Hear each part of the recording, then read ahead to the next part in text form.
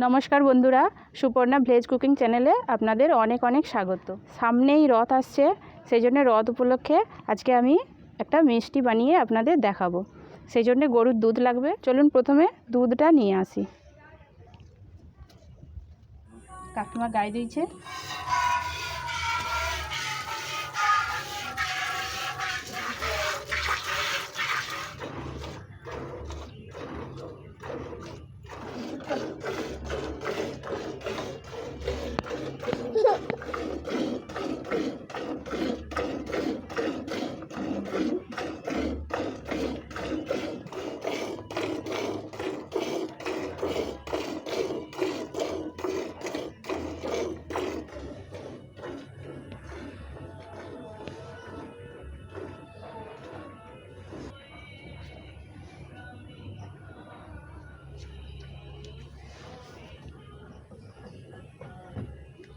এই দুধটা দিয়ে আজকে আমি সন্দেশ বানাবো। তো চলুন রান্নাঘরে যাই।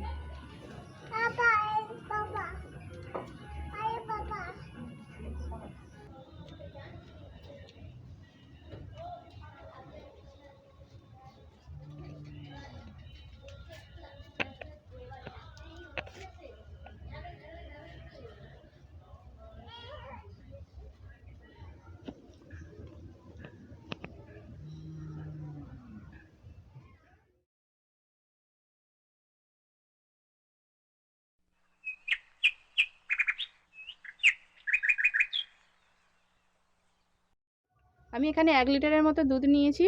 প্রথমে দুধটা ছেঁকে নেব।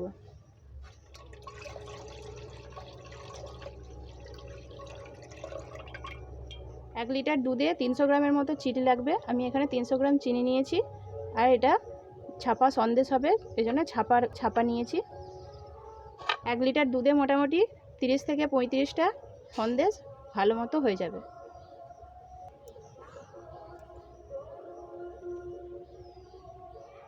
প্রথমে আমি উনানটা জেলে দুধটা মেরে ছোট করে নেব।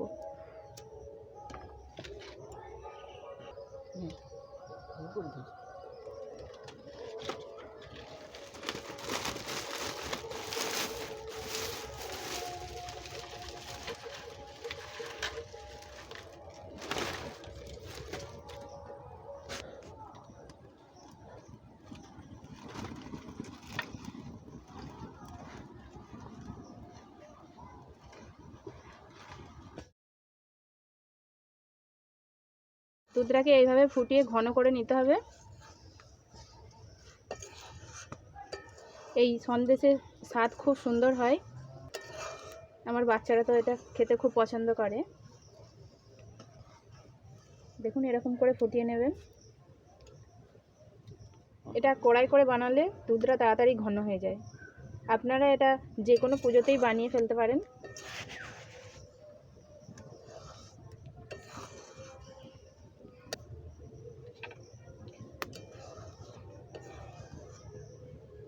এরকম মিষ্টি আপনারা বাড়িতেই বানিয়ে ফেলতে পারেন। কোনো রকম কেমিক্যাল ছাড়াই এটা আপনারা বাড়িতে বানিয়ে খেতে পারেন। খেতে খুব সুন্দর হয়। দুধ তো সবার বাড়িতেই থাকে। মাঝে মাঝে এরকম করে বানিয়ে খেয়ে দেখবেন কত সুন্দর লাগে।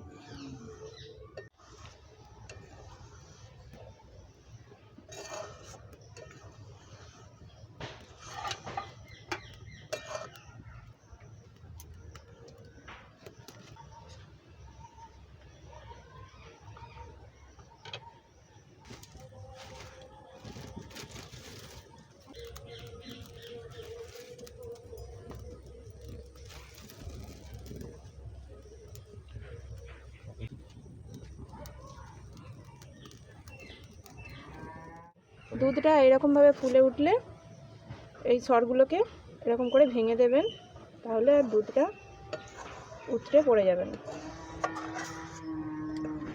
মাঝে মাঝে এরকমভাবে হাতা দিয়ে বা খুন্তি দিয়ে নাড়তে থাকবেন। দেখুন দুধটা কতটা কমে এসেছে। একে আর একটু কমাতে হবে।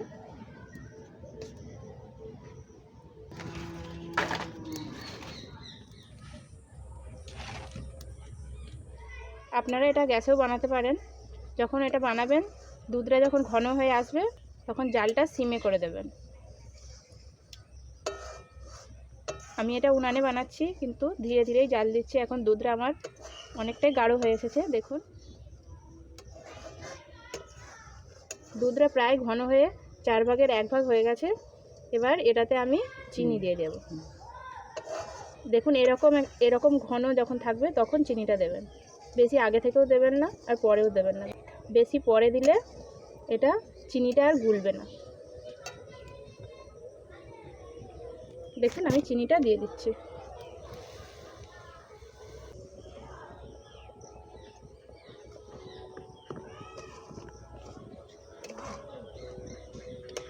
দিয়ে চিনিটাকে এভাবে মিশিয়ে নেবেন দুধের সাথে। চিনিটা দিলে দুধটা আবার একটু পাতলা হয়ে যাবে।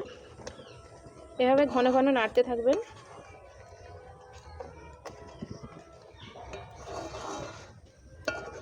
দুধটায় চিনি দিয়ে দেওয়ার পর এটা বারবার এরকমভাবে নাড়তে থাকতে হবে, না হলে তলায় লেগে যেতে পারে। তলায় লেগে গেলে সন্দেশটা লাল হয়ে যাবে, সুন্দর সাদা হবে না।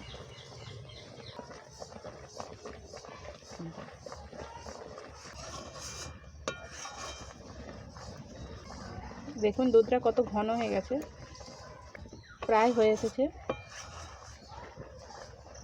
আমি এই সময় উনুনের আঁচটা খুব কম রেখেছি।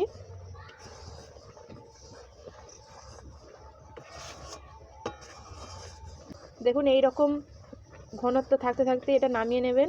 এটা ঠান্ডা হলে তবে সন্দেশ হবে, সেজন্য এটা যখন ঠান্ডা হবে আর একটু মোটা হয়ে যাবে। বেশি শক্ত করলে সন্দেশটা করা যাবে না ভালো করে। এরকম গাঢ় অবস্থাতে এটা আপনারা নামিয়ে নেবেন। আমিও নামিয়ে নিচ্ছি। এটা আমি উনান থেকে নামিয়ে নিয়েই নাড়তে থাকবো।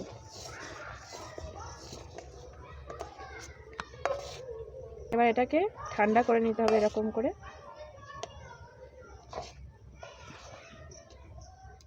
দেখুন ঠান্ডা হলে এরকম হয়ে যাবে। এরকম করে আর একটু ঠান্ডা করে নেবেন। এবার আমি আর মা দুজনে মিলে এই সন্দেশটা বানাবো। এই ছাপাগুলো প্রথমে জলেতে দিয়ে দেবো, তাহলে এতে সন্দেশগুলো জড়িয়ে যাবে না। এবার এতে গোল গোল করে দিয়ে ছাপটা তুলে নেব। প্রত্যেকবারে ছাপার ওপরে একটু করে জল দিয়ে দেবেন, তারপরে এরকম করে ছাপটা দিয়ে তুলে নামিয়ে রেখে দেবেন। এরকম করে প্রত্যেকটা বানিয়ে নেবেন।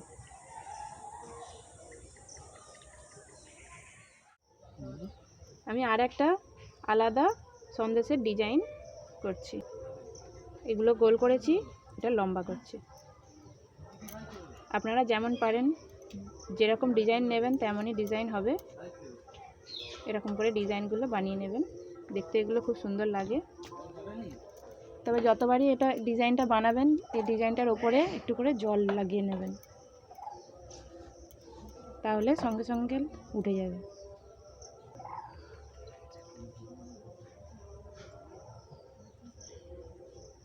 আমার প্রীতি দিদি না কি গো, কি খাচ্ছ গো? পেয়ারা? তুমি সন্দেশ খাবে তো না? সন্দেশ হচ্ছে তোমার জন্য, হচ্ছে খাবে তো? ও বাবা বাবা বাবা বাবা। আচ্ছা এনো এনো এনো পাখি বল।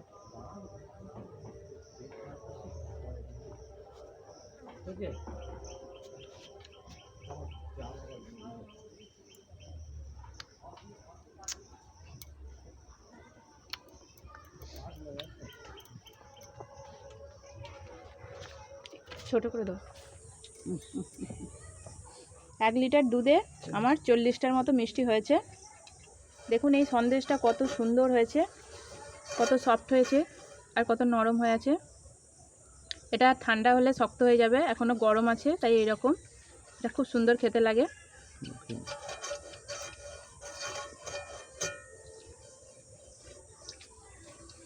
মাছটা খাও।